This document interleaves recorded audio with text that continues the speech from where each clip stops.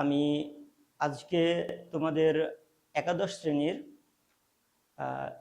দ্বিতীয় অধ্যায়, that's mean chemistry first পার্টের দ্বিতীয় অধ্যায় গুণগত রসায়ন। এই গুণগত রসায়নের প্রথম ক্লাসটা আমি তোমাদের আজকে নেব। প্রিয় শিক্ষার্থীবৃন্দ, আসসালামু আলাইকুম। আমি মোহাম্মদ রাশিদুল হাসান রাশেদ। প্রথম ক্লাসটায় আমি ভাগ করে নিয়েছি এভাবে যে পরমাণুর গঠন নিয়ে আমরা একটু আলোচনা করব, আইসোটোপ নিয়ে আলোচনা করব, আইসোটোন এবং আইসোবার এইগুলো নিয়ে আলোচনা করব, আর এটা শেষে আমরা রাদারফোর্ডের পরমাণু মডেল নিয়েও আমরা আলোচনা করব। তো আমরা স্বাভাবিকভাবে জানি যে পরমাণু মূলত তিনটি উপাদান নিয়ে গঠিত, ইলেকট্রন, প্রোটন এবং নিউট্রন। কিন্তু আমাদের আরো কিছু জানার দরকার, সেটা হচ্ছে পরমাণুর অভ্যন্তরে স্থায়ী কণিকা, অস্থায়ী কণিকা এবং কম্পোজিট কণিকা নামক তিন ধরনের কণিকা পাওয়া যায়। ইলেকট্রন, প্রোটন এবং নিউট্রন প্রত্যেকটি পরমাণুর অভ্যন্তরে থাকে বিধায় এদেরকে স্থায়ী কণিকা বলা হয়। অন্যান্য যে সমস্ত কণাগুলো পাওয়া যায়, মেসন কণা, পায়োন কণা ইত্যাদি, যে সমস্ত কণাগুলো পাওয়া যায়, ডিউটেরন কণা ইত্যাদি, এই সমস্ত কণাগুলো পার্মানেন্টলি পরমাণুর অভ্যন্তরে থাকে না বিধায় আমরা তাদেরকে অস্থায়ী কণিকা এবং একাধিক কণিকা একসাথে হয়ে যেটা তৈরি করে কম্পোজিট কণিকা, এইগুলো থাকে। তো আমরা যেহেতু স্থায়ী প্রত্যেকটি পরমাণুতে যেহেতু স্থায়ী কণিকা হিসেবে ইলেকট্রন, প্রোটন এবং নিউট্রন থাকে, এজন্য এই তিনটা জিনিসকে নিয়েই আমাদের আলোচনা হয় মূলত। তো আমরা এখন পরমাণুর অভ্যন্তরের গঠন সম্পর্কে আমরা একটা ধারণা পেলাম। পরমাণুকে কিভাবে প্রকাশ করা হয় সেটা আমরা একটু দেখি।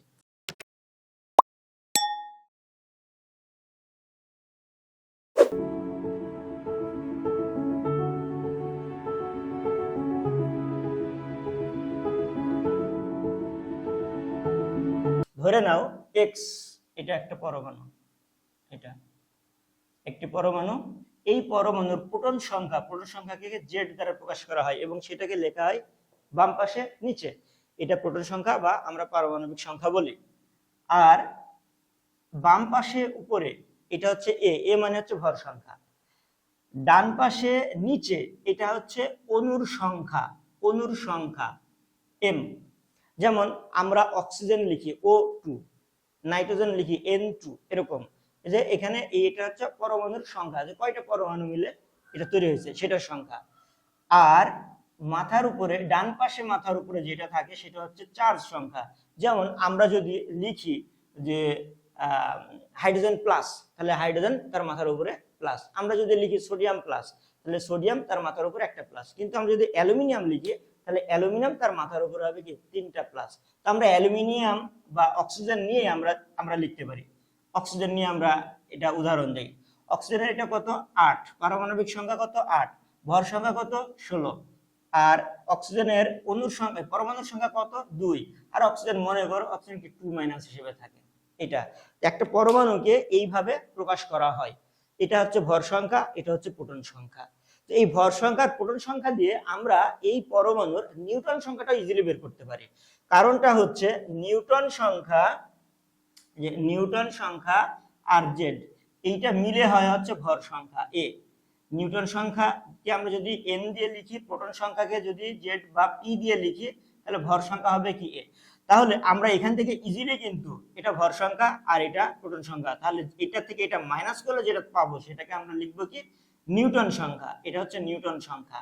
তো এইভাবে আমরা যে কোনো পরমাণুর অভ্যন্তরে প্রোটন সংখ্যা, নিউটন সংখ্যা আমরা বের করতে পারি, ইজিলি বের করতে পারি। আর আমরা তো এটা জানি যে একটি চার্জ নিরপেক্ষ পরমাণুতে প্রোটন সংখ্যা এবং ইলেকট্রন সংখ্যা দুটো সমান সমান থাকে, যে কারণে ইলেকট্রন সংখ্যা আলাদাভাবে প্রকাশ করা হয় না। কিন্তু যে কয়টা ইলেকট্রন চলে গেছে বা এসেছে সেইটাকে আমরা তখন মাথার উপরে, তখন আমরা এটাকে প্লাস বা মাইনাস এভাবে প্রকাশ করি। যে যদি দুইটা ইলেকট্রন চলে যায় তাহলে দুইটা প্লাস, যদি দুইটা ইলেকট্রন আসে তাহলে দুইটা মাইনাস, এভাবে আমরা প্রকাশ করি। তো এখন বিষয়টা হচ্ছে যে এই অক্সিজেনের কথাই আমরা চিন্তা করি। আমরা এখন এই অক্সিজেনের কথাটা চিন্তা করি। অক্সিজেন পরমাণু, ধরো এটা একটা অক্সিজেন পরমাণু, এর প্রোটন সংখ্যা 8 আর ভর সংখ্যা কত 16। তাহলে এর নিউট্রন সংখ্যা কত হবে 16 - 8, দ্যাটস মিন 8। কিন্তু মজার বিষয় হচ্ছে কি যে হঠাৎ করে দেখা গেল এই অক্সিজেন, আমি অন্য আরেকটি অক্সিজেন পাইলাম, যেই অক্সিজেনটার ভর 16 না, তার প্রোটন সংখ্যা 8 কিন্তু তার ভর 16 না। পাওয়া গেল কত, ধরো অক্সিজেন তার ভর পাওয়া গেল 18, তাহলে এর নিউটন সংখ্যা কত হয়ে গেল 10, নিউটন সংখ্যা 10। দ্যাটস মিন নিউটন সংখ্যা চেঞ্জ মানে তার ভর সংখ্যাটাও চেঞ্জ। তখন আমরা এই দুইটা অক্সিজেন একে এবং একে, এদের দুইজনকে আমরা একসাথে বলবো তখন আইসোটোপ। এই কারণে আমরা আইসোটোপের সংজ্ঞার সময় আমরা 9 এ পড়ে এসেছি কি, যে যাদের প্রোটন সংখ্যা সমান, যাদের প্রোটন সংখ্যা সমান কিন্তু ভর সংখ্যা আলাদা, অথবা আমরা বলতে পারি নিউটন সংখ্যা আলাদা,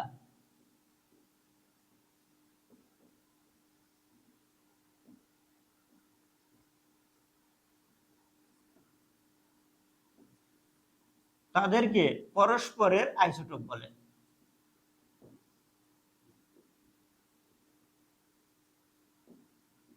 এখানে কিন্তু একটা কথা, যে পরস্পরের কথাটা বলতে হবে, কারণ একা একা কখনো আইসোটোপ হয় না। যেমন বিষয়টা এরকম যে দুই বন্ধু কি একা একা হয়? আমার সাথে আমি সুমন, আমরা পরস্পর বন্ধু, কিন্তু আমি কি কখনো বলতে পারবো আমি বন্ধু? এমনটা হয় না। আমি সুমন পরস্পরের বন্ধু। তো আইসোটোপের বিষয়টাও ঠিক তাই, যে কখনো একা একা হবে না, অবশ্যই তার আরেকটা এরকম থাকতে হবে, তাহলে তখন আমরা তাকে বলবো কি আইসোটোপ। এই কারণে পরস্পরের কথাটা বলতে হবে, আইসোটোপের সংজ্ঞার মধ্যে পরস্পর কথাটা উল্লেখ থাকতে হবে। তো এটা গেল হচ্ছে আইসোটোপের সংজ্ঞা। তো আমরা এই একইভাবে আমরা 19 এটাও শিখেছি যে আইসোটনের ক্ষেত্রে যাদের নিউটন সংখ্যা সমান কিন্তু তাদের ভর সংখ্যা বা প্রোটন সংখ্যা আলাদা, এদেরকে আমরা বলবো পরস্পরের আইসোটোন। তো এরকম পরমাণুর ক্ষেত্রে কি কি হইতে পারে যে এরা পরস্পরের আইসোটোন? এই যে দন্তন্য ন দিয়ে আমরা বুঝে নেব কি, দন্তন্য মানে নিউটন সংখ্যা এটা কি সমান হইতে হবে। আইসোটোপের ক্ষেত্রে যেমন প্রোটন সংখ্যা সমান ছিল, আইসোটোপের ক্ষেত্রে নিউটন সংখ্যা সমান হইতে হবে। তো এরকম আমরা দুইটা মানে পরমাণু নেই যাদের ক্ষেত্রে দেখবো যে আমরা নিউটন সংখ্যা সেম। তো দেখি আমরা এরকম, ধরো অক্সিজেনটাই বারবার আসতেছে। অক্সিজেন এর হচ্ছে 8 পারমাণবিক সংখ্যা আর 16, তাহলে এর নিউটন সংখ্যা কত? 8 মাইনাস। আবার আমরা যদি একটা কার্বন পরমাণু নিই, কার্বন পরমাণুর প্রোটন সংখ্যা 6 আর তার ভর সংখ্যা কত? 12, কিন্তু কার্বনের কিন্তু এই 12 ছাড়াও কার্বনের 14 আইসোটোপ পাওয়া যায়। তাহলে 14 আইসোটোপ যদি পাওয়া যায়, তাহলে 14 থেকে 6 বাদ দিলে কত হয়? 8। তো খেয়াল করো, এই অক্সিজেন পরমাণুর নিউটন সংখ্যা 8 আর এই কার্বন পরমাণুর নিউটন সংখ্যা 8, তাহলে এই দুইটা পরমাণুর নিউটন সংখ্যা সমান কিন্তু তাদের প্রোটন সংখ্যা বা ভর সংখ্যা কিন্তু আলাদা। এই কারণে আমরা এদের দুজনকে বলবো যে এরা পরস্পরের আইসোটোন। ঠিক একইভাবে বারের ক্ষেত্রে বার মানে আমরা বুঝে নেব এরকম, বার মানে ভর, এটা মানে আমাদের মনে রাখার সুবিধার্থে আসলে এরকমটা করা হয়। বার মানে কি? ভর, মানে কি ভর সংখ্যা সমান হবে। যাদের ভর সংখ্যা সমান তাদেরকে পরস্পরে বলা হবে কি আইসোবার। যেমন উদাহরণ হিসেবে আমরা এটা লিখতে পারি যে অক্সিজেন, সে আবার অক্সিজেনের উদাহরণটা নিয়ে আসতেছি। অক্সিজেন এর ভর কিন্তু 18 আছে। আবার ফ্লোরিন তার হচ্ছে 9, এর কিন্তু 18 হইতে পারে। যদি 18 হয় তাহলে তখন আমরা বলবো কি, দেখো এদের প্রোটন সংখ্যা 8, ফ্লোরিনের প্রোটন সংখ্যা 9, কিন্তু এর ভর সংখ্যা 18, এর ভর সংখ্যা কত? 18, দুজনেরই 18। আবার আমরা এরকমটাও করতে পারি যে আর্গনের ভর কত? আর্গনের 18 আর এর পারমাণবিক সংখ্যা 18 আর ভর সংখ্যা 40।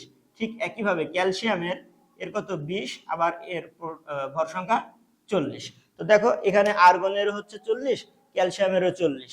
তো দুইজনেরটা কি মানে প্রায় সেম মানে দুইজনের ভর সংখ্যা সমান কিন্তু তাদের প্রোটন সংখ্যা আলাদা। তখন আমরা বলবো কি এরা দুজন পরস্পরের আইসোবার। ঠিক এরকম ভাবে আরো কিছু জিনিস আছে, দুইটা বিষয় আছে। সেটা হচ্ছে যে আইসোমার নামে একটা জিনিস আছে, সেটা তোমাদের বইতে, অনেক বইতে নাই, ম্যাক্সিমাম বইতেই নাই। আইসোমার জিনিসটা কি? আইসোমার জিনিসটা হচ্ছে এরকম যে তাদের প্রোটন সংখ্যা, নিউটন সংখ্যা, ভর সংখ্যা সব সেম, কিন্তু তাদের তেজস্ক্রিয়তা পরস্পর ভিন্ন, মানে তাদের শক্তি, তাদের অভ্যন্তরীণ শক্তিটা ভিন্ন ভিন্ন। তখন আমরা তাদেরকে বলবো যে এরা পরস্পরের আইসোমার। তাহলে আমরা আইসোটোপ শিখলাম, আইসোটোন শিখলাম, আইসোবার শিখলাম, আর আইসোমার সম্পর্কে একটা ধারণা পেলাম। আচ্ছা, আমরা এখন আইসোমার সম্পর্কে একটু আলোচনা করি। আইসোমার সম্পর্কে আমি আগে বলেছিলাম যে সব বইতে আসলে সেভাবে দেয়া থাকে না। তো আইসোমারটা কি? আইসোমার তোমাদের কেমিস্ট্রি সেকেন্ড পার্ট বইতে জৈব যৌগ অধ্যায়ের ভিতরেও কিন্তু আইসোমার আছে, কিন্তু সেই আইসোমার আর এই আইসোমার এক না। এটাকে বলা হয় নিউক্লিয়ার আইসোমার। নিউক্লিয়ার আইসোমার মানে হচ্ছে যে নিউক্লিয়াসের অভ্যন্তরে একটা ডিফারেন্স থাকবে। তো সেটা কি হবে যে একই পরমাণুর তার প্রোটন সংখ্যা, নিউট্রন সংখ্যা, ভর সংখ্যা সব সেম, কিন্তু দেখা গেল কি যে কোনো একটি পরমাণুর তেজস্ক্রিয়তার পরিমাণটা বেশি, সে তেজস্ক্রিয় রশ্মি বিকিরণ করতে পারে বেশি। তো এটা সাধারণত দেখা যায় এরকমটা যে তার অর্ধ জীবন দিয়েও এটা হিসাব করা হয়। যেমন আমি একটা উদাহরণ দিয়ে বুঝাই বলি।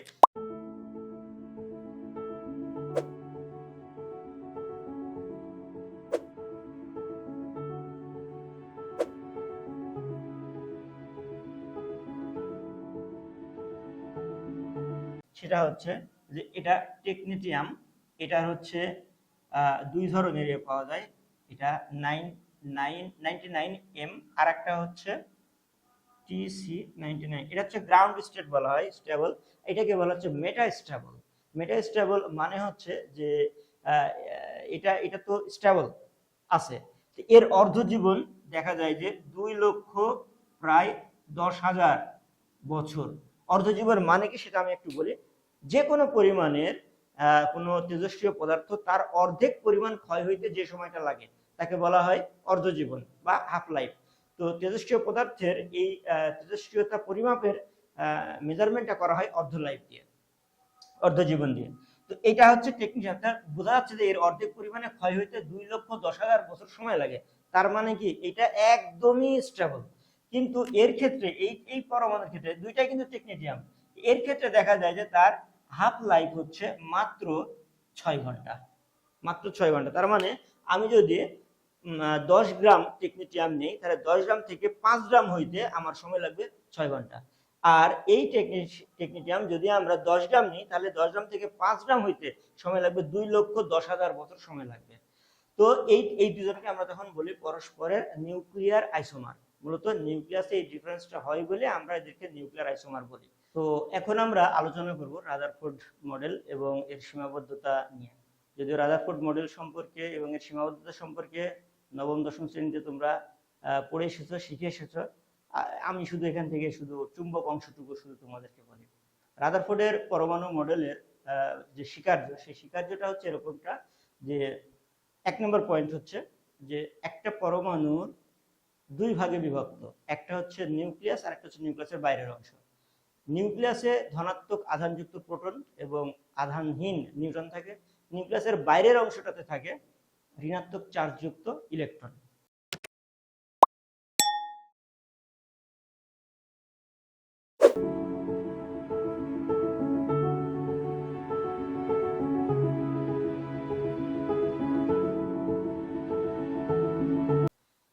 নিউক্লিয়াসের প্রোটন এবং নিউট্রনের ভর ইলেকট্রনের ভরের তুলনায় অনেক বেশি, যে কারণে যখন পরমাণুর ভর হিসাব করা হয় তখন শুধুমাত্র প্রোটন এবং নিউট্রনের ভরটাকে হিসাব করা হয়, ইলেকট্রনের ভরটাকে বাদ দেওয়া হয়। যখন আমরা এরপরের পয়েন্টে আমরা যাই, তখন দেখতে পাই যে রাদারফোর্ড বলছে যে পরমাণুর মোট ভর তার নিউক্লিয়াসে পুঞ্জীভূত। ওই কথাটাকে এভাবে বলা হচ্ছে যে পরমাণুর মোট ভর নিউক্লিয়াসে পুঞ্জীভূত। এরপরে বলা হচ্ছে যে নিউক্লিয়াসের আয়তন খুবই নগণ্য, খুবই নগণ্য। পরমাণুর মোট আয়তনের তুলনায় নিউক্লিয়াসের আয়তন অত্যন্ত নগণ্য। আর সবচেয়ে গুরুত্বপূর্ণ যে টপিকসটা যেটা আছে রাদারফোর্ডের মডেলে, সেটা হচ্ছে উনি বলতেছে যে একটা পরমাণুর নিউক্লিয়াসের চারপাশে, এটা যদি নিউক্লিয়াস হয়, নিউক্লিয়াসের চারপাশে ইলেকট্রন বৃত্তাকার পথে আবর্তন করে, বৃত্তাকার পথে এভাবে আবর্তন করে। তো নিউক্লিয়াসের চারপাশে ইলেকট্রনগুলো বৃত্তাকার ভাবে আবর্তন করে। তো বৃত্তাকার পথে আবর্তন করে, এটা কার মতো আবর্তন করে? রাদারফোর্ড বলতেছে যে সৌরজগতে সূর্যের চারপাশে যেভাবে ইলেকট্রন আবর্তন করে ঠিক সেভাবে। তো এই হচ্ছে মোটা দাগে রাদারফোর্ড মডেল।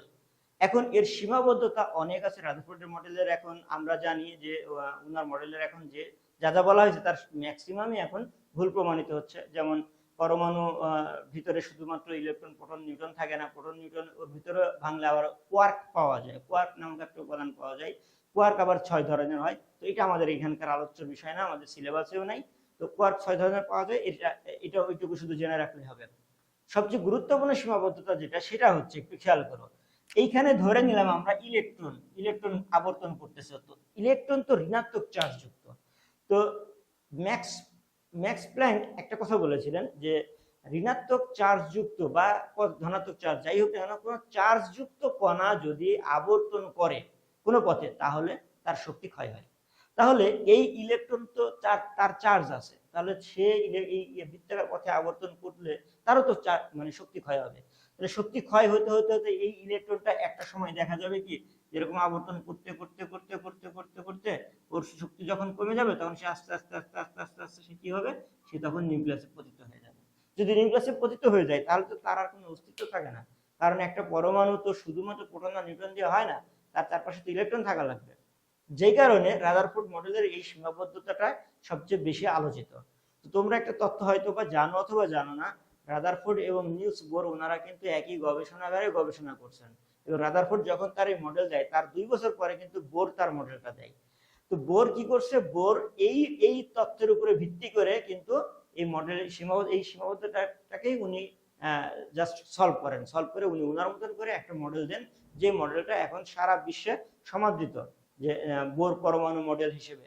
তো আমরা পরবর্তী আলোচনায় আমরা বোর পরমাণু মডেল সম্পর্কেও আমরা আলোচনা করব। তো এখানে আমরা শুধু এটুকু পেলাম যে চার্জ যুক্ত কোনো কণা যদি আবর্তন করে বা কোনো একটা রাস্তা অতিক্রম করে বা যায়, তাহলে তার শক্তি ক্ষয় হয়। তো এই শক্তিটা ক্ষয় হওয়ার কারণে ইলেকট্রনের শক্তি একসময় শেষ হয়ে যাবে রাদারফোর্ডের মডেলের তত্ত্বানুসারে। যদি শেষ হয়ে যায়, তাহলে একটা সময় ইলেকট্রন নিউক্লিয়াসে পতিত হয়ে যাবে। তাহলে এটা তো সম্ভব না। তার মানে রাদারফোর্ডের মডেলের এখানে একটা ত্রুটি রয়েছে, সেই ত্রুটিটার সমাধান করেন বিজ্ঞানী বোর, যেটা আমরা বোরের পরমাণু মডেলে আলোচনা করব। তো প্রিয় শিক্ষার্থী, আজকে আমাদের আলোচনার বিষয়বস্তু যেগুলো ছিল সেগুলো আমরা অলরেডি শিখে ফেলেছি। সেটা আমি আবার একটু রিপিট করতেছি। পরমাণুর গঠন নিয়ে আমরা আলোচনা করেছি, আইসোটোপ নিয়ে আলোচনা করেছি, আইসোটোন, আইসোবার, আইসোমার, রাদারফোর্ডের মডেল এবং এর সীমাবদ্ধতা, এগুলো নিয়ে আমরা আলোচনা করেছি। আমরা এখনই বোরের মডেলে আমরা যাব না। এর কারণ হচ্ছে আমি চাচ্ছি বোরের মডেলে যাওয়ার আগে বোরের মডেলের ভিত্তিগুলো, যেইগুলো নিলস বোর গবেষণা করছেন, সেই জিনিসগুলো আমরাও গবেষণার মতন করে আমরা শিখবো। শিখে তারপর আমরা বোরের মডেলে যাব। তো আমরা এটাতে যাওয়ার আগে আমাদের আসলে তরঙ্গ নিয়ে আমাদের আলোচনা করা দরকার। সেই আমাদের নেক্সট ক্লাসে তরঙ্গ নিয়ে আমাদের আলোচনা হবে, ডি ব্রগলির সমীকরণ নিয়ে আলোচনা হবে। এরপরে আমরা বোরের পরমাণু মডেলে আমরা প্রবেশ করব। তো সে পর্যন্ত সবাই ভালো থাকো, সুস্থ থাকো। আল্লাহ হাফেজ। আসসালামু আলাইকুম।